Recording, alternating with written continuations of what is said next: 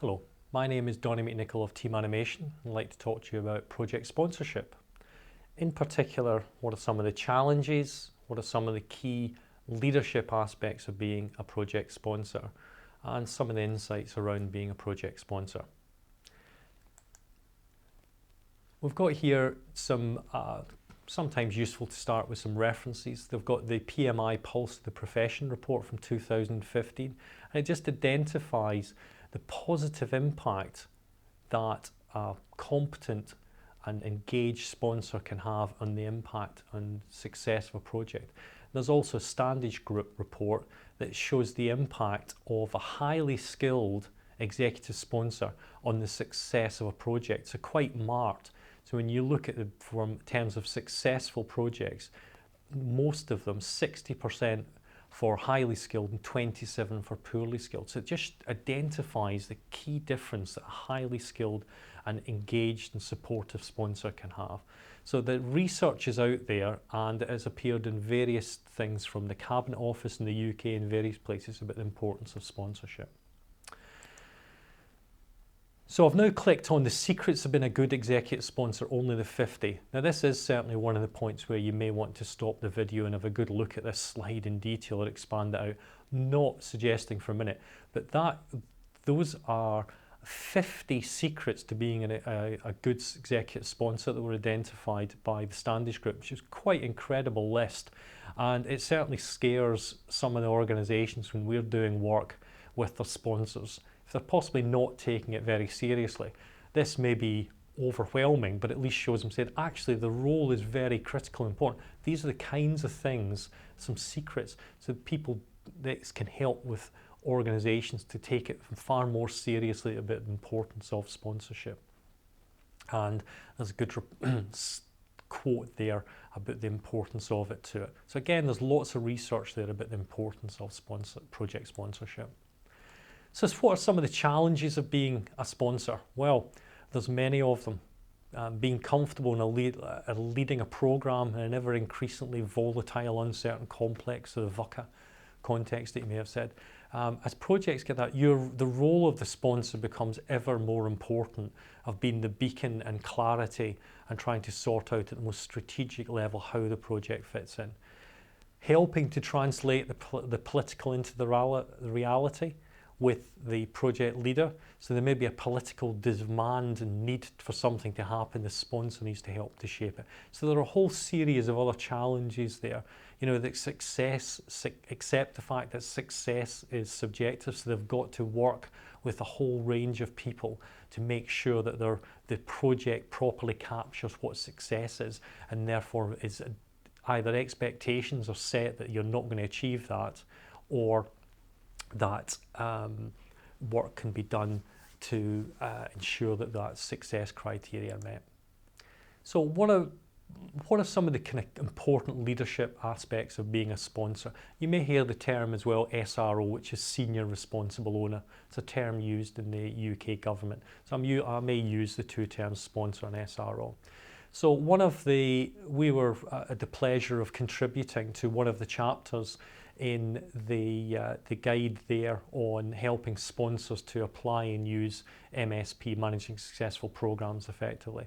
And there were 6 important leadership aspects that I'll just talk through each of them.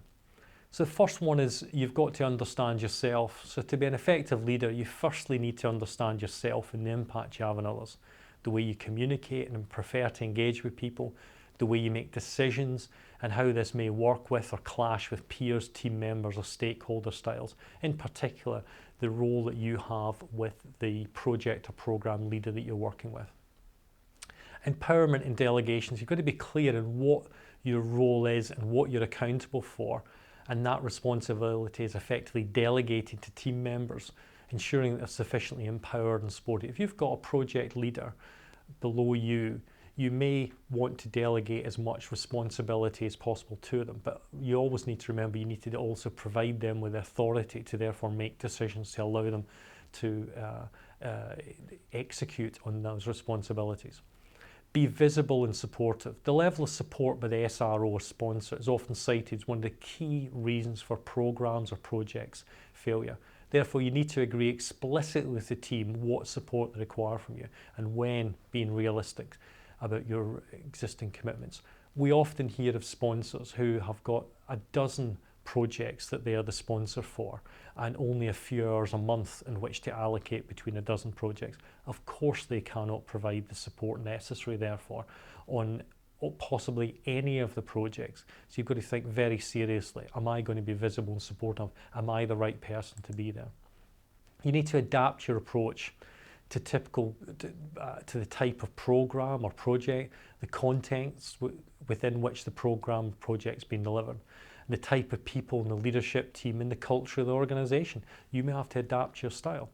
If your end game is to deliver success, then it may be that you are the one who needs to adapt to ensure that what you need to set, what the project or program needs to achieve is achievable. So you may have to modify your style to achieve that, to engage with different people, for example. Walk the talk. Is the ultimate leader what you say and what you do matter, as the team will look to you to be the walking the talk. So if you say stakeholder opinions are important and ensure the team, you must focus on stakeholder engagement and then clearly ignore them, then you're not modelling the behaviour you're looking to encourage. One throwaway comment from a sponsor on our project or programme can have a massive impact if people see it and hear it. Say, well, if they're not exhibiting, they don't believe it, why should I? You need to maintain a common perception. People with the same information can view the programme in many different ways, a project, such as their perception of pace, complexity and level of uncertainty. Therefore, you must ensure that the team and the key stakeholders have a common and agreed perception of the project. So what's the shape of the project? What does success mean? What's the level of complexity? Whatever it is, you need to make sure that are we all talking about the same thing, and it needs to be revisited and not assume that everyone is absolutely clear about their level of perception of the project. So what are some of the things that are out there to help you? There's some wonderful books that have been written on project sponsorship. One thing that's of great benefit is there is a simple diagnostic to help you identify the sponsorship on a particular project or generally in an organisation on the Praxis framework. There's a link here on the slide, but if you can go to this Praxis framework and type in sponsorship, you can find that this is freely available, and it's a simple diagnostic that would help a sponsor or those looking at sponsorship in the organisation to do a simple diagnostic process on sponsorship, something that you should look at. And just to finish, if you've watched any of the other some of the other videos, you may have heard me talking about this model, the Imap Model, that we use to help identify and distinguish between different types of communication engagement style. We recently used this with the sponsors in a bank, and it doesn't really necessarily matter what each of the colours, but they're all very different characteristics, different ways of working, leading and so on. And that was the profile of the bank. So this was one group of sponsors, but it was about a third of the senior management group across the bank was in this dinner that we helped facilitate and presented at. And you can see that there was 13 people who generally were very assertive and 3 who were generally non-assertive.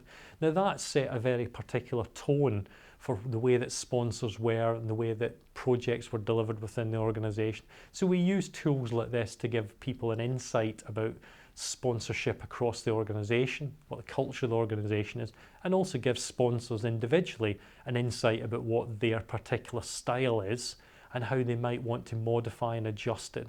So this tool here is used quite often to achieve that, and there's more details available if you're interested on that.